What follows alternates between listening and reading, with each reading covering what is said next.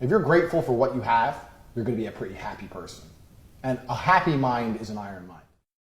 I have learned the hard way that it is impossible to be grateful for things that you have in abundance. Everybody knows this. I'm stating the obvious here. Everyone talks about how if you were born a millionaire kid, you wouldn't appreciate money. It's absolutely the same with absolutely everything else. And no matter how hard you try, no matter how hard you try and check yourself and appreciate your current situation, you're never going to appreciate it if you have it in abundance.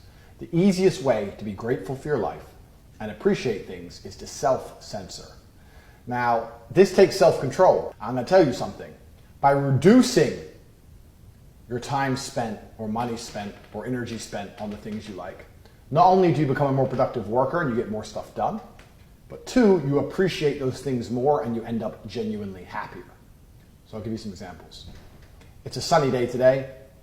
On sunny days, I like driving my Lamborghini around and showing off. And sometimes when I really feel like driving it, I don't allow myself. Even though I have the time to drive it, even though I could drive it, I do not drive it.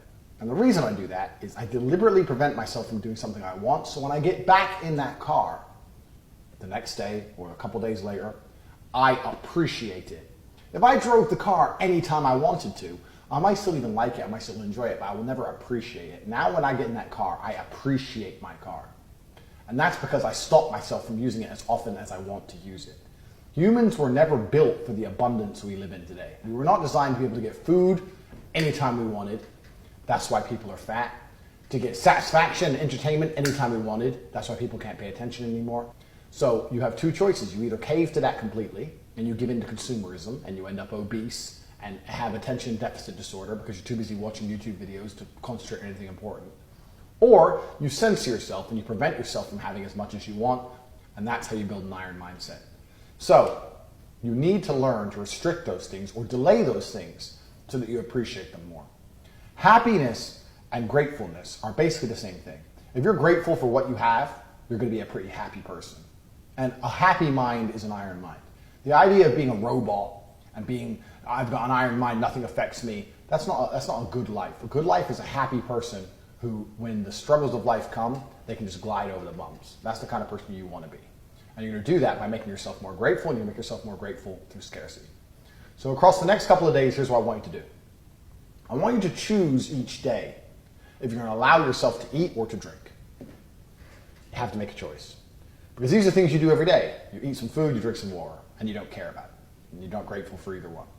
So each day you're going to wake up and you're going to decide, I'm either going to drink whatever I want today, coffee, water, orange juice, smoothie, whatever, or I'm going to eat whatever I want today, and I'm going to be thirsty.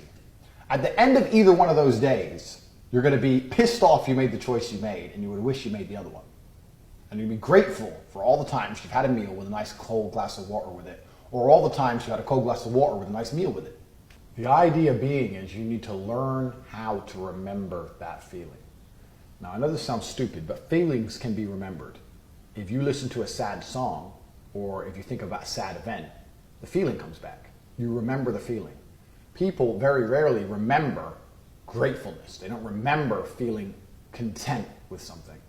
So what you're going to do is you're going to put yourself in a position of stress, you're going to relieve that stress, you're going to feel content, and then you're going to try and remember that feeling. Everything about it. Remember that feeling and give yourself a memory that you can revert back to any time in the future, and you will automatically feel grateful. So I have countless memories in my life that I can revert back to that allow me to instantly feel grateful for what I have right now, for the most basic things in the world.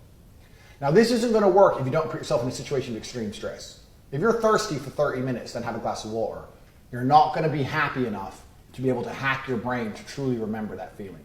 You need to suffer, gentlemen. You need to be 2 hours sleep a night for 2 days in a row. And when you're on absolute edge, that's when you give in, because only then you'll be able to hack your brain to remember that memory. You need a plethora of memories in your mind that you can revert to that will instantly make you happy and grateful and feel gratitude for what you have. So put together your scenarios. I've given you the scenario with sleep. That's an easy one. I've given you the one with food and water. That's another easy one.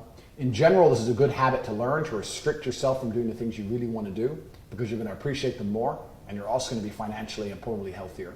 So you should also look at what you're doing with your spare time in general and reduce it. Next time you want to do something, next time you want to watch a YouTube video or you want to do something stupid, go, no, I'm not going to do that today, I'm going to do it tomorrow. Make yourself wait, because you'll appreciate it more when you do it. And I want you to put yourself in a situation of extreme stress. Gentlemen, it has to be extreme. When you lay in bed after being that tired for that long, and you feel completely just, you don't give a shit about anything else, you're so happy to just be in bed.